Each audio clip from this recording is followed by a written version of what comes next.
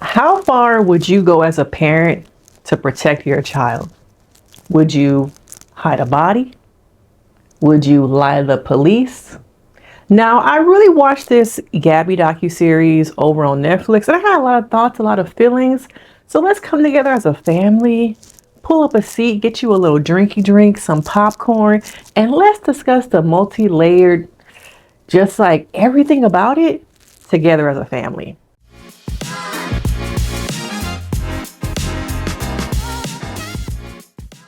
Now, if you are new here, I am Denise Brady. I am your illustrious therapist in your head.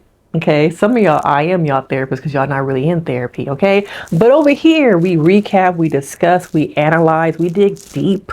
Okay, into reality TV, so many different things. And when I was watching this documentary, I'm like, damn, the police. What was y'all doing? The local police. Okay, but make sure before we start, you support my channel.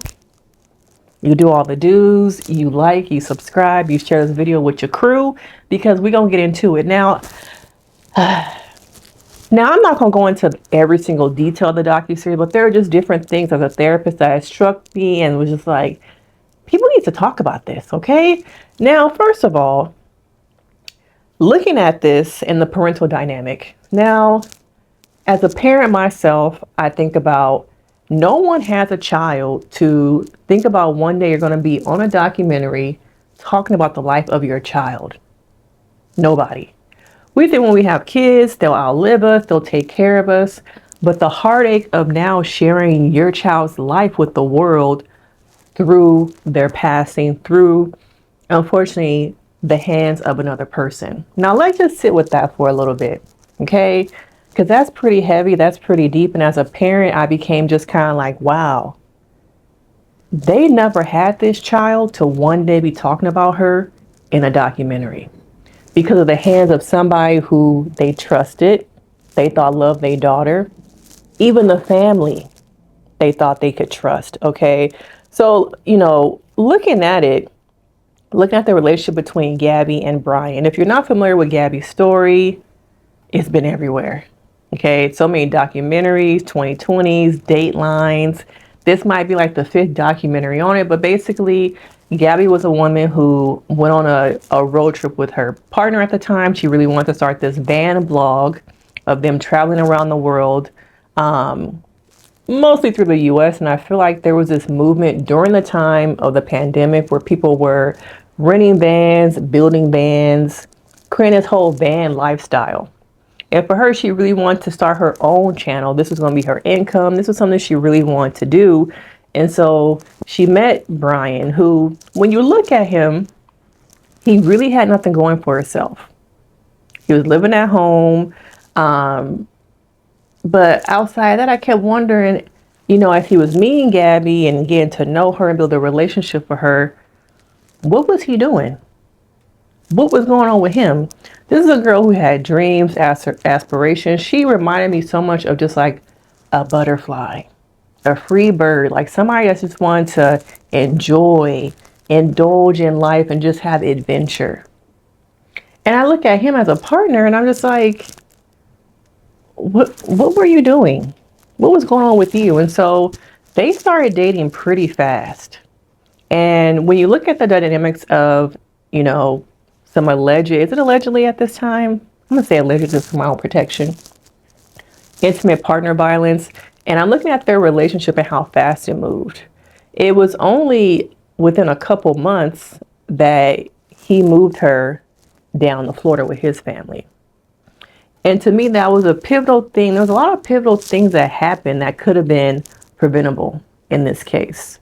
And one of those things that from the beginning was her moving down there. Because to me, looking at his profile of this individual who had a lot of mental health things going on, but maybe it was the charm, maybe it was the just like, I'm in love with this person that we all fall for at some points in our lives that we ignore the signs, that when he got her down there, she was isolated from her family, her friends, and she really trusted and believed in him. But it seemed like from, the very beginning, after a couple weeks, the mama, okay, the dynamic between Brian and his mom really became this, like, what I say over here, this triangle. Okay. And the closer that Brian got to Gabby, the more and more that his mother was like, nah, this is my son. And I think sometimes mothers have these, this Oedipus complex. I'm going to put the definition of what that is, but this almost love-like relationship with their sons. Not, I have love for you, but I'm in love with you. And we don't talk about that enough, about how a woman enters a family dynamic from the outside, trying to develop a relationship with someone's son, and the mom is just like, that's mine. You're not going to come between us. Okay. And the girlfriend has not done anything, but the mom is like, and I got 2 boys. And I'm like, when they start dating, what am I going to do? Okay. I ain't going to be like this. Okay. I'm gonna let you come in, show yourself. Let me peep game. Okay. What you bringing? What's your personality? And then I'm gonna do my assessments. Okay. Life of your mama being a therapist.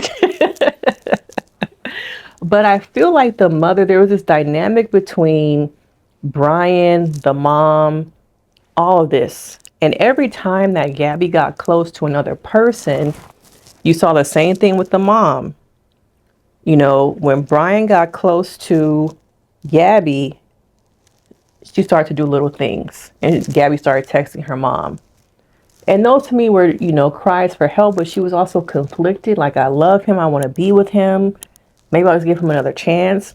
And then as she developed more independence, it continued. She started working at, I believe, Taco Bell. She developed this friendship with someone. She was really coming into her own, and he didn't like that. And the friend, I can't remember her name, when she got close to the friend, no, you're a possession.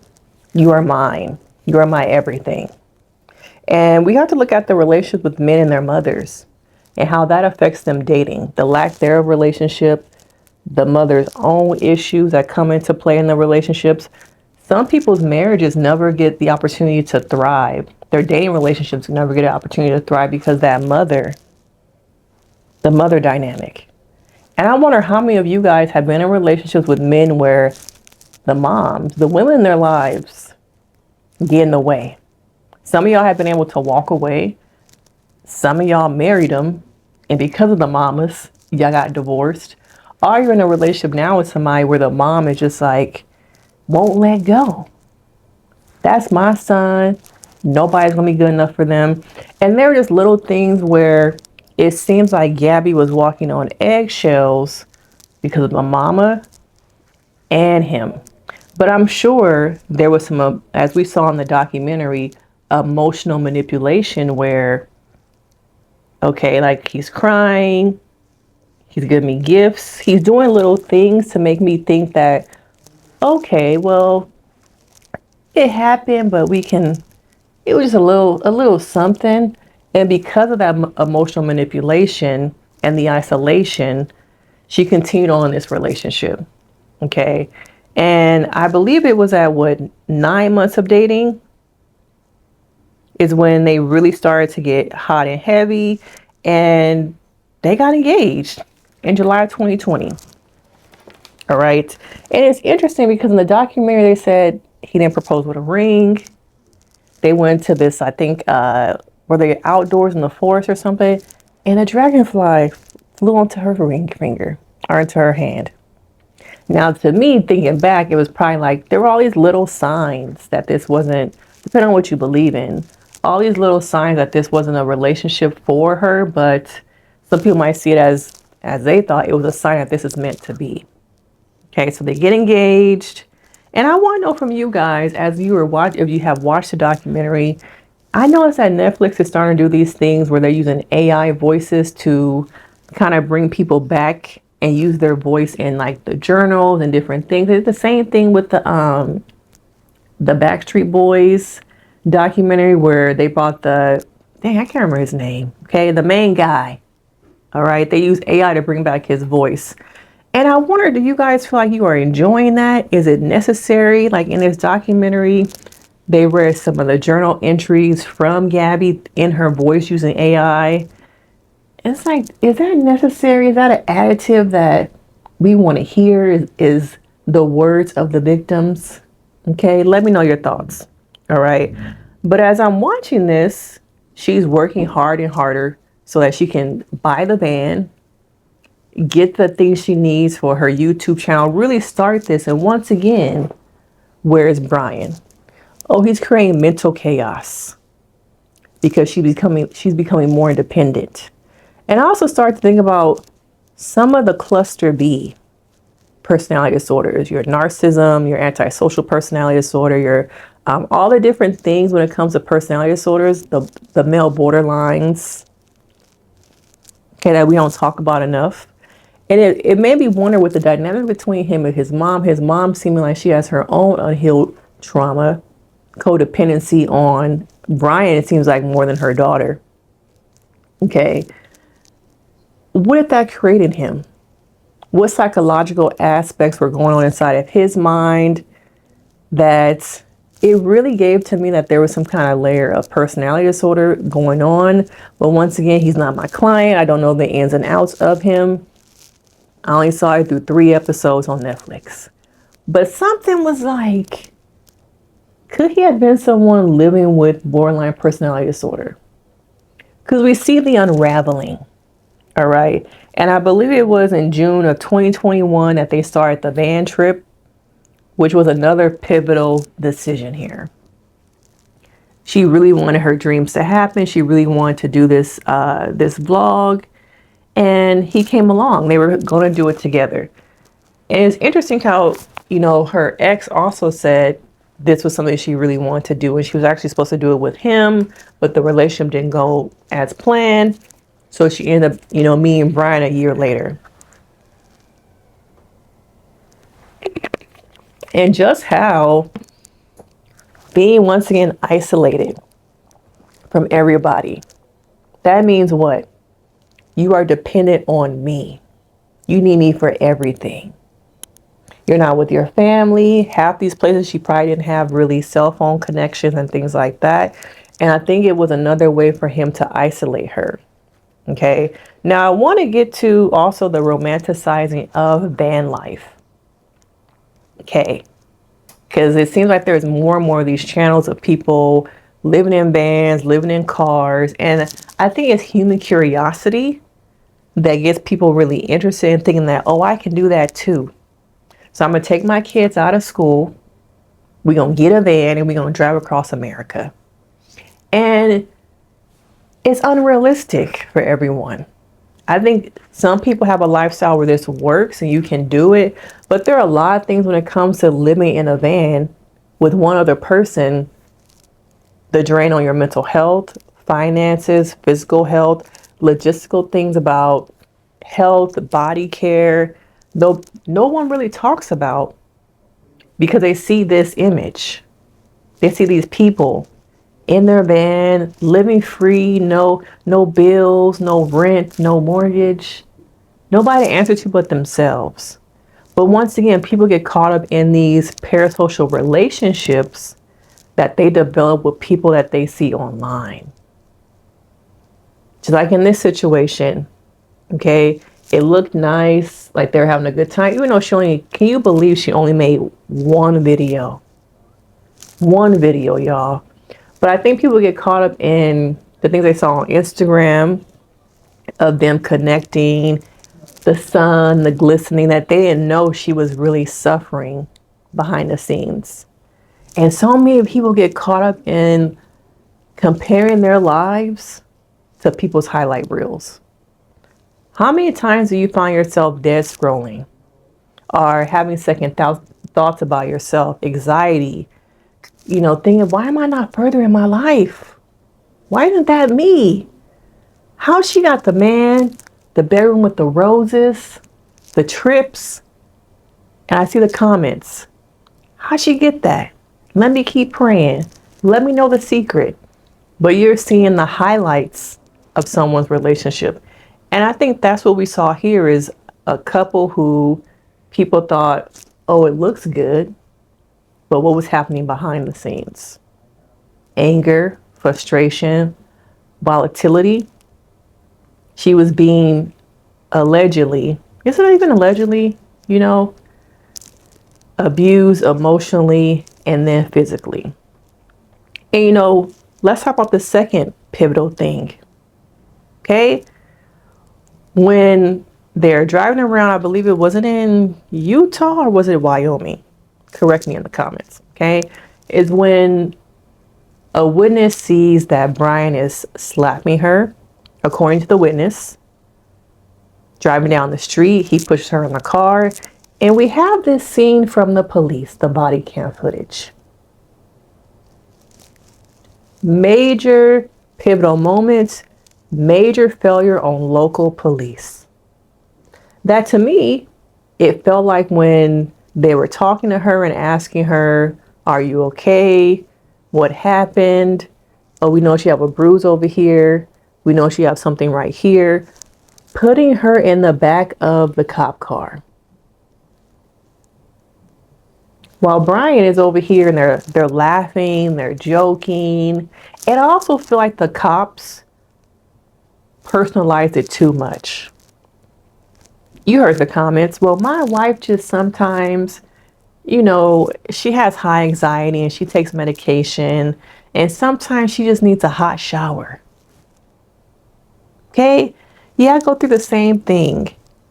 Okay, and we have one person, I believe it was a female cop who actually was like, I would rather be on the right side of wrong and really helping this person versus just chucking it off and then ultimately something bad happens.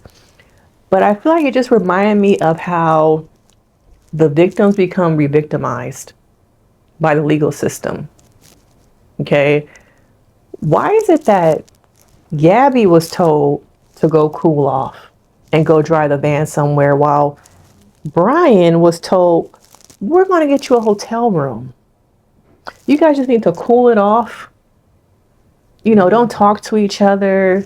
This stuff kind of happens. And then tomorrow y'all can meet up once y'all cool off. But we're going to, Brian, get in my car. I'm going to drive you over to the hotel. Yes, y'all. If you didn't watch it, yes. I'm going to drive you to the hotel. Make sure you get comfortable. Make sure I talk to the front desk, let them know the situation for you to feel good about yourself. While Gabby is hot, you're sweaty, you are emotionally exhausted, you're showing signs of someone who might be having an anxiety attack, yet we're going to have you drive somewhere else while we take care of Brian. And how many times have people tried to come forward and talk to the police or law enforcement about being victims only for what the police will do?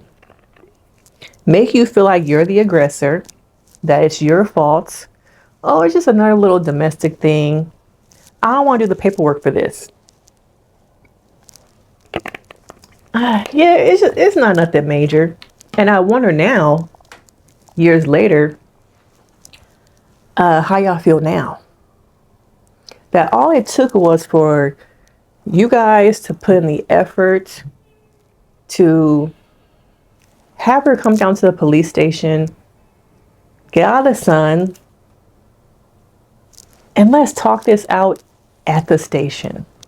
But sometimes it just feels like there's a lack of empathy, compassion, and effort to really see past the manipulation, to see past their own feelings, to see that this is a person who needs help, support.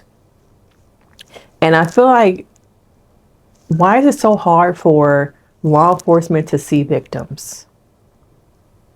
I want to hear from you guys. What do you guys think about, you know, them choosing to protect him and leave her high and dry? This to me was a pivotal scene, I shouldn't say scene, but a pivotal choice in her life. And I think she was overwhelmed. She needed support. And I think if she had had more of that, maybe she would have stopped blaming herself to protect him. But oftentimes victims of, you know, intimate partner violence feel like if I don't say the right thing, if I don't protect him, there will be repercussions. And I'm already scared. I'm already not in a good place. So I need to make sure that he feels like I got him. So when these cops leave, it doesn't get worse for me. Now they show us a timeline of these August dates that it wasn't too far after this pivotal life event with the interaction with the police that their relationship became more volatile. Different things were happening where you could tell that Gabby wanted to get away, but I'm sure with fear, trying to figure it out, being on her own, she stayed. All right. And how it was around, I believe, August 27, 28, that ultimately she ended up losing her life. And the manipulation continued because even once she was no longer here with us, he started using her phone to text her family, having both phones in his hand, texting people to make it look like she was still alive. This is a cold-hearted person. And I feel like his family was also cold-hearted because her family is trying to reach out. Have you seen our daughter? We haven't heard from her. It's been several days. And they were not willing to give anything. And how that has to hurt as a parent where the people you trusted, you might have believed in to take care of and help with your child, ultimately were holding the information from you that could have helped. But over and over again, we saw his family, we're going to protect Brian. Brian is our main source of what we need to be focused on. The police going there and asking them information, and then being like, talk to our attorneys. We don't have nothing to say. Talk to our attorneys. And as a parent, those of you who are watching, is this something you would do for your own child? Now, it's easy to point the finger and look at them and say they were bad people, bad parents. But what would you do in this situation if it was your child? Being accused of robbery, being accused of abuse, being accused of murder, okay? With the potential to never see them again because they might go to prison. What, as a parent, are there limits to what you would do to protect your child from different things? All right. And so I also want to talk a little bit about the use of resources.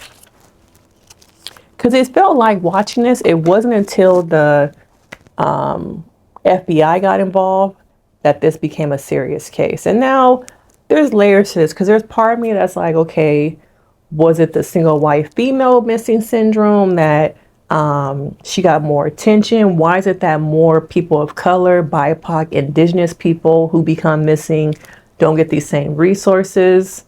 I know in California now we have the Ebony Alert. But is that really working? Is it really doing anything? Okay. Because all these, weeks and months that they were trying to find their daughter, the family could have done things, his family, law enforcement, but there is still so many people missing, so many people of color. And it's like they don't care. Will our stories ever really matter? Being found, being believed. When we go missing, will we get oh, it's a runaway. Oh, it must be drugs. Will that ever cease to be our narrative? Will we be taken as seriously BIPOC individuals, trans individuals, people who are marginalized? Or will it be continued this thing of, oh, it's the blonde hair, the blue eyes. Those are the women who are missing that really matter. Now, I enjoy the fact that her father, Gabby's father, put together an organization and they're using their story to help other people.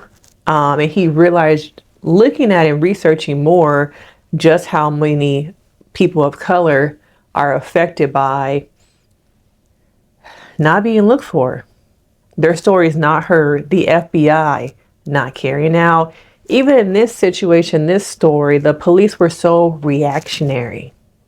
It wasn't until after, okay, she became missing that they, even still watching some of the body cam footage, some of them were still like, New York is calling Florida, and Florida's like, well, what do you want me to do? They don't want to talk. Doesn't seem out of the ordinary, all that lost time. that could have been put into being proactive when they were first stopped. Okay, when the person first reported that he was slapping her. But it seems like the police were just like, another story. But then the FBI got involved, and that's when things got serious. But I want to know from you guys, do you think that the change will ever happen when it comes to people of color, indigenous women, trans people, people who don't often get the representation in the media? Will their missing stories, their DV situations, will it ever become a norm to have them be discussed and be talked about? Because it continues to seem like those people, we don't matter. Okay. And now the last thing I kind of want to talk about as I'm looking at my notes, guys. Okay. What repercussions do you guys believe, if any, should have happened with Brian's parents? Now, obviously, to me, there were a lot of mental health things going on with the mother and with Brian. Okay, and it's interesting how there was so much protection around him that even at times it felt like some of his own family members really did not know what was going on. The mom wasn't telling the sister; they were all left out. But it really does feel like to me that they had to have known from the beginning, the mother and the father, that their son had been involved in something, that they need to get a lawyer. Not to mention, okay, looking at that timeline again, there were calls made to his parents, I believe the same day or the day after. I think it was the day after. He called his parents and he spoke to somebody, was it the mom or the daddy, both, for 54 minutes. Okay. And then they made a huge withdrawal from their account and gave it to an attorney and told him to come home. But where in that was the parental care of, let's call her family? No, we don't care about them. We care about protecting our own. Okay, we care about his well-being more than the life of somebody else's child. And so I wonder, there was a civil suit between both families and it was settled a couple of years ago. But do you feel like more should have happened, even when it came to him disappearing? And the parents let it go for so long, thinking that he would come back. And out of all of he was missing for what, like 35 days, 37 days. And when it finally came to the point where police were out there, FBI, everybody, and mama was out there looking for him, it was the parents who found him unalived. Okay. Is it a coincidence? Is it information you guys could have provided? The parents should have provided to the police, to the FBI, about where they believed were the favorite spots their son liked to go hike in.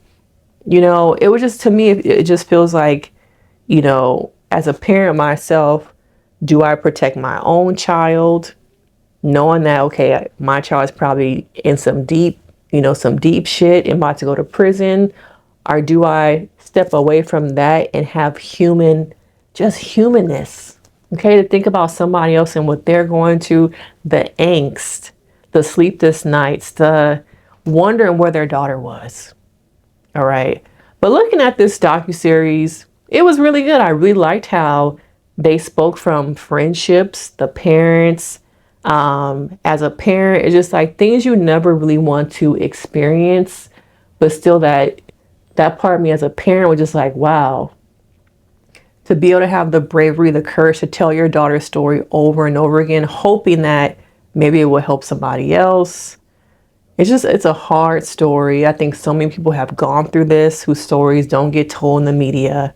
People who are still wondering what happened to their child that disappeared 5 years ago, 10 years ago, and how the police are not really active.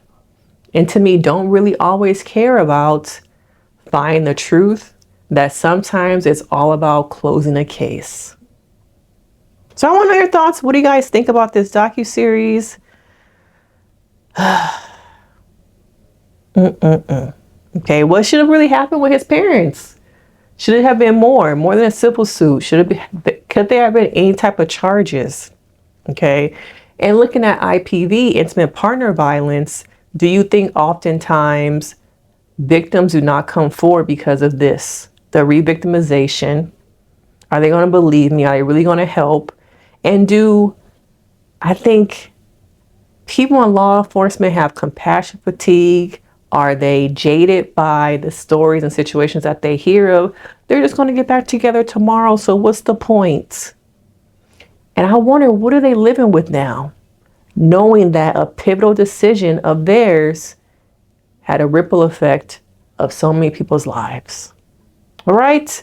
But I want to know your thoughts. What do you guys think? Because, collectively as a family, we can get into it. We will discuss. We will talk about.